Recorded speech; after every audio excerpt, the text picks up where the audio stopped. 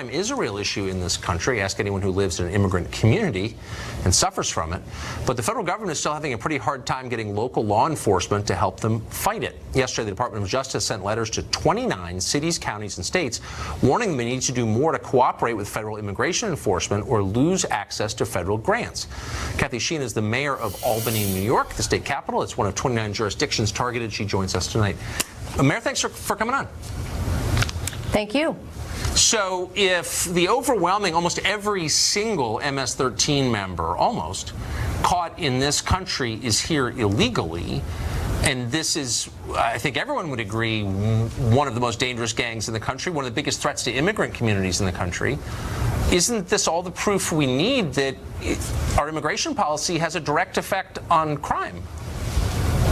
Well, I think that it's great when you have federal law enforcement step in and assist localities in ensuring that federal immigration laws are enforced. And so when you look at that as an example, you know, that's an example of where there was cooperation, and public safety is paramount to every mayor across this city. And that's what we're looking for in our municipalities.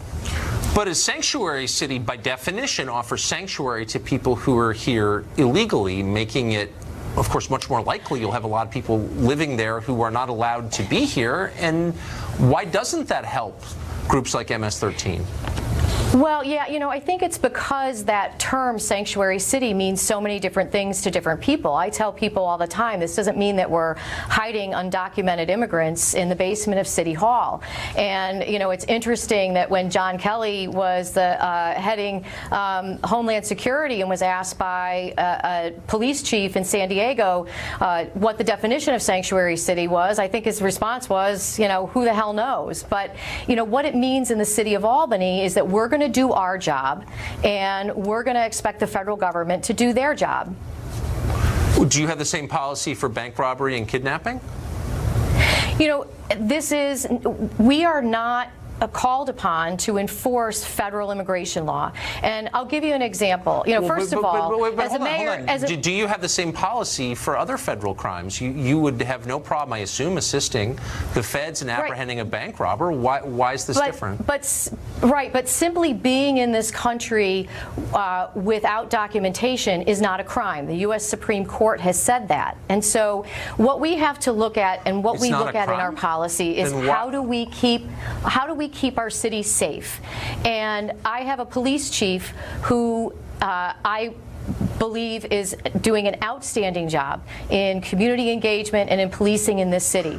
And one of the challenges that we have is that there is an underreporting of crime by immigrants who are here, documented or undocumented. We have a very large refugee resettlement community. Can you just back up for 1 second? You just said that being here illegally is not illegal. How does that? I'm not aware of that Supreme Court decision. How is that true? In Arizona versus the United States, the Supreme Court said that simply being here undocumented is not a crime. There are civil violations, and then there are criminal violations. But it's not a crime. So then why would, so in other words, the U.S. government has no right to deport people or to put them in custody? But if it's not a crime, then why are they doing that? Because it can be a civil violation, and they absolutely have a right, and that's what they should be doing. And so this is really about, first of all, keeping a city safe. Secondly, upholding the Constitution, which I swore to uphold when I was sworn in as mayor. I mean, look, I'm trying to be respectful, but you know that you're not telling the truth. I mean, look, if someone is here illegally and working, he's using forged federal documents, and that is a crime, okay? And because the Congress passed a series of laws after 9/11, because all 19 hijackers had fake documents, that made that a pretty serious crime. So you've got a city full, your city's 40% foreign born, probably a ton of people there illegally, and they're using forged federal documents, and you're not doing anything about it. You don't think that's a threat to the safety of people in other parts of the country? That's not local municipalities. That's not local law enforcement's job to enforce. And so we have a thing called the 10th Amendment. And the 10th Amendment says that in what's in the Constitution, that is the power of the federal government is the power of the federal government, but and then, everything so why else not falls apply to the that states. to other? No, because So the that's truth why, is this is but political, wait, and that's why it's hard to take a lecture from you about the Constitution when you know perfectly well that this is political pressure coming to bear on you and other mayors that is making you ignore federal law on this subject, but not on others, right? I mean, let's be honest. But this is why the provision in the Brady handgun law that required local municipalities to do background checks was found to be unconstitutional, because the federal government cannot force municipalities, states, or local governments to do things that they are not within their power. We are not Uber Ice here. We're here. So let me ask you a enforce. specific question. If the feds said, look, we're trying to find someone we believe is a criminal alien, and you have him in custody, will you hold him another day until we get there? I believe under your policies the answer would be no. Well, we have always cooperated, and our policy is to cooperate. We follow Section 1373, that there's been a lot of talk about.